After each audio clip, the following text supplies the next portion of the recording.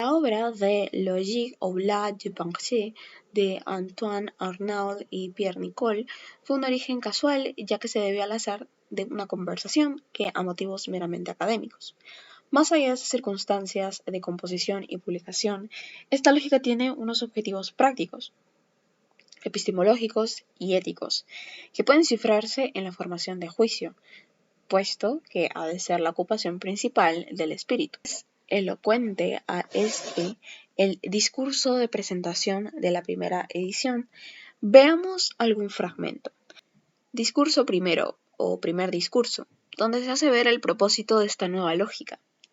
La razón tiene una utilidad general en todas las partes y en todas las ocupaciones de la vida, no solo en la ciencia, sino en la mayoría de cuestiones tratadas por los hombres y de los asuntos en que se ocupan. Existe un doquier de caminos falsos y verdaderos, y es a la razón a la que le toca elegir. Los que eligen bien son los que tienen el espíritu justo, a los que toman mal camino son los que tienen el espíritu falso. Y esta es la primera y la más importante de las diferencias que vale introducir en las cualidades del espíritu de los hombres. El propósito principal debería aplicarse a formar el propio juicio hasta volverlo tan exacto como puedas llegar a serlo, y a ello deberían tender la mayoría de los nuevos estudios. Nos servimos de la razón como si fuera un instrumento para adquirir las ciencias, cuando al contrario deberíamos servirnos de las ciencias como instrumento para perfeccionar la razón.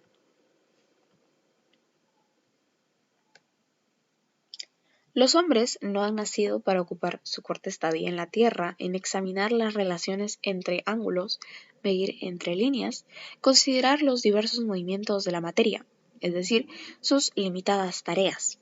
Sin embargo, están obligados a ser justos, equitativos y juiciosos en todo cuando dicen y tratan, y ello es en lo que se deben ejercitar y formar. Con respecto a la tradición de la disciplina en específico, los autores están conscientes de la novedad. Los filósofos ordinarios apenas se han ocupado de otra cosa que no sea dar reglas y malos pensamientos. Se puede decir que estas reglas no son inútiles, puesto que a veces contribuyen a descubrir los efectos de algún razonamiento embarazoso y a disponer sus pensamientos de un modo más convincente, pues la mayor parte de los errores es dejarse arrastrar a falsos juicios de los que se derivan malas consecuencias. Para otras aclaraciones y precisiones,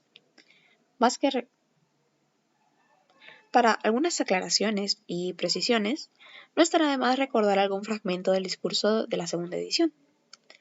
El segundo discurso o el discurso segundo, que contiene la respuesta a las principales objeciones hechas contra esta lógica. Hay personas que consideran que querían poner en su lugar arte de razonar bien en lugar de el arte de pensar.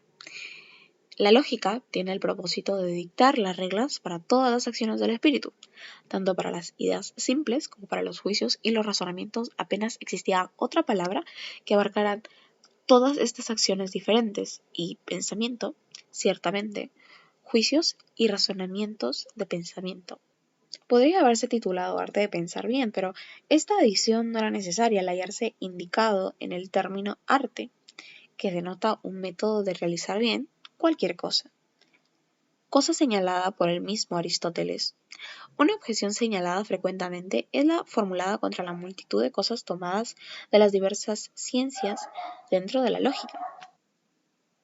Pero no ha sido este el principal objetivo que ha dado lugar a esta mezcla de referencias: el atraer lectores haciéndola más amena a las lógicas usuales, es decir, radica una importancia en hacer la lógica más atractiva al hacer referencia a ejemplos concretos y específicos de su aplicación en otras ciencias, y cómo esto puede mejorar el aprendizaje y la retención de la lógica. Además, se discuten las consecuencias del uso de ejemplos poco atractivos y cómo pueden afectar a los estudiantes que estudian lógica. También se ofrece un resumen de las ideas principales del texto para ayudar a los lectores a entender y a retener la información más fácilmente. Además, que al no haberla visto nunca en su verdadera función, jamás la ponen en uso y gustan de prescindir de ella como si se descargaran de un conocimiento trivial e inútil. consecuencia, podremos decir que es importante conectar la lógica con la aplicación de la misma a otras ciencias mediante ejemplos concretos, para así mejorar la retención y el entendimiento, lo que implica que la disociación habitual de la lógica de las otras ciencias no es el mejor camino, sino ligarla a conocimientos sólidos con ejemplos, para lograr una comprensión más completa de ambas disciplinas. También se menciona que la diversión También se menciona que la diversidad en los ejemplos puede ayudar a los estudiantes a retener la información de una manera más fácil y que es importante entender que el conocimiento y la práctica de la lógica son inseparables. Para otras aclaraciones, es necesario recordar algún fragmento de la segunda edición. Discurso segundo. Contiene las respuestas a las principales objeciones que se han hecho contra la lógica. Referencias que introducen la lógica en el mundo contemporáneo de los debates religiosos y filosóficos, las nuevas ideas metodológicas y científicas. A. Representa el paradigma de la lógica tradicional que asiste al nacimiento de la filosofía moderna. Descartes, nueva metodología inductiva, nueva sensibilidad moral, nueva cultura de la conversación, nuevas formas de discursos públicos en círculos distinguidos. El diagnóstico y prevención de errores cognitivos y sesgos en el pensamiento y en el habla con especial atención.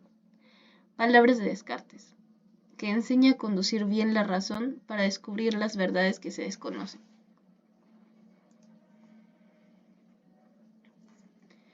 B. Se menciona la precursora de la lógica informal o de la teoría de la argumentación, Maurice, y nos muestra una declaración que ilustra el campo de la aplicación de la suerte de pensamiento crítico. En el fragmento del discurso primero. La falsedad de espíritu no solo es causa de los errores que se introducen en las ciencias, sino de la mayoría de las faltas que se cometen en la vida civil, querellas injustas, procesos mal fundados, opiniones temerarias, empresas mal concertadas. Pocas hay que no tengan su origen en algún error o fallo de juicio. De modo que no existe defecto alguno en cuya corrección se deba estar más interesado. Se muestran rasgos de informalidad muy próximos a los constituyentes de ese movimiento crítico. Por ejemplo, los intereses prácticos y formativos, la concreación real y el carácter multidisciplinario de los ejemplos, la concepción instrumentalista de la lógica. C. Entre sus señas de identidad merecen destacarse marco epistemológico de las operaciones del espíritu, referencias a la luz natural de la razón, nuevo programa de formación, una aproximación conceptual y analítica a ciertas consecuencias escolásticas y pretensiones humanistas de interés sin precedentes, una idea ponderada y apreciativa de la retórica. La consideración del discurso falaz. Aquí se aborda la lógica de Port Royal, que es la incorporación a la tradición de las falacias en un nuevo contexto escolar. En este nuevo contexto se le da un enfoque diferente a su análisis, centrándose en intereses cognitivos y prácticos relacionados con asuntos comunes.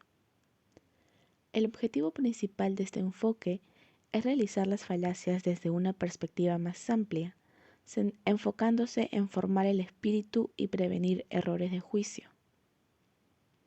La lógica de Port Royal adopta una postura contraria a las tradiciones escolares contemporáneas, como la escolástica y el humanismo, sino se enfoca más bien en la formación del juicio y en el análisis de los errores discursivos, tanto en las ciencias con nuevas falacias, como también en las conversaciones sobre temas comunes, donde se introducen consideraciones dialógicas y retóricas respecto a los defectos silogísticos y las reglas convencionales de la dialéctica escolar. Esta opción tiene importantes repercusiones en distintos aspectos, de los cuales se mencionan 3 en el texto. El primero, se dice que ha dejado de lado el antiguo enfoque de enseñanza basado en el marco dialéctico escolar y que se ha adoptado un nuevo enfoque centrado en el marco discursivo cognitivo, aunque también se menciona que aún quedan vestigios del enfoque tradicional. En el segundo, se explica que existe una confusión entre los juicios erróneos, los malos razonamientos y las actitudes censurables.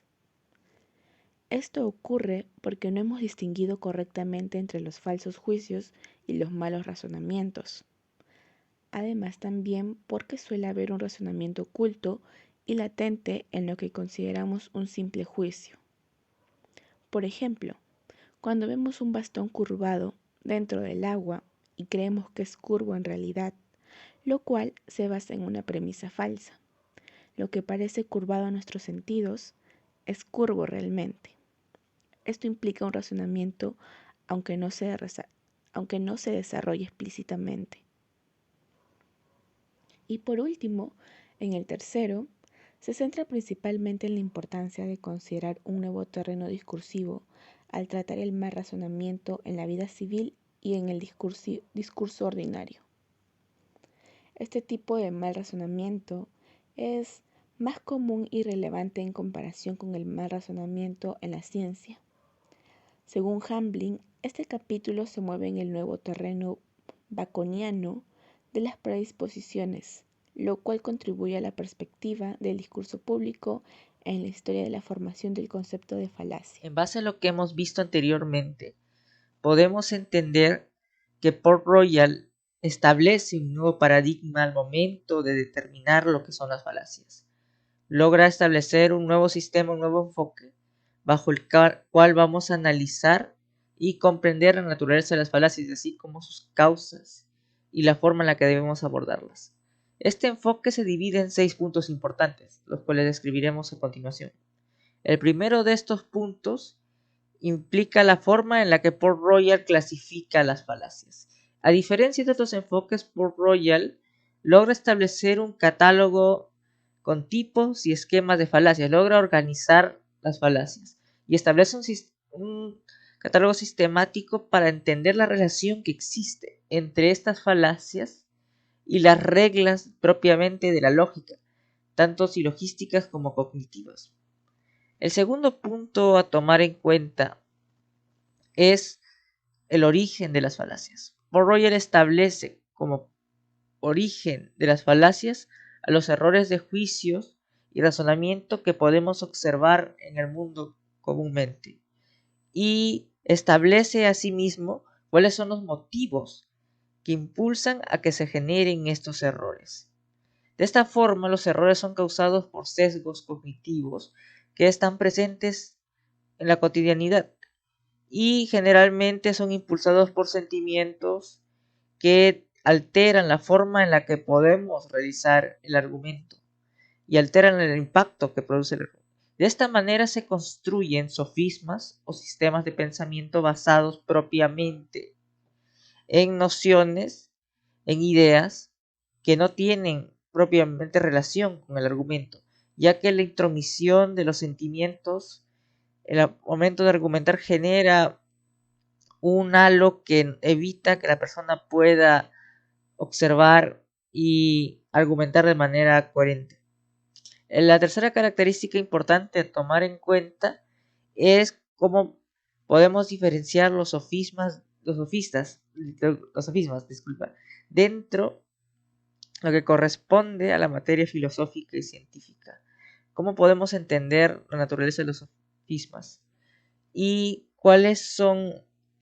cómo podemos definir al sofisma propiamente. Una de las cuestiones más importantes que también abordaremos es esta.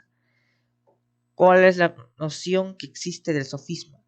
Para el Port Royal, la definición del sofisma es vital para poder entender su naturaleza, y de esta forma podemos comprender el impacto que posee dentro de la cognición y cómo esto nos permite entender la correlación que existe entre el sofisma y la forma de argumentación. Asimismo, nos permite deducir que dentro de la lógica de Port Royal existe un dualismo de correlación. Y me explico.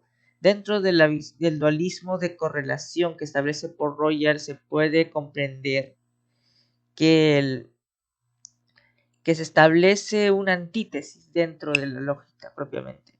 Se considera que un argumento es correcto si se opone a un razonamiento incorrecto, razonamiento que en sí mismo resulta incorrecto. Considera, por ejemplo, que la complementariedad de un buen razonamiento es lo que nos permite definir un sofisma. Y es esta visión la que Paul Roger critica en este trabajo. Es por eso que hablamos del dualismo de correlación.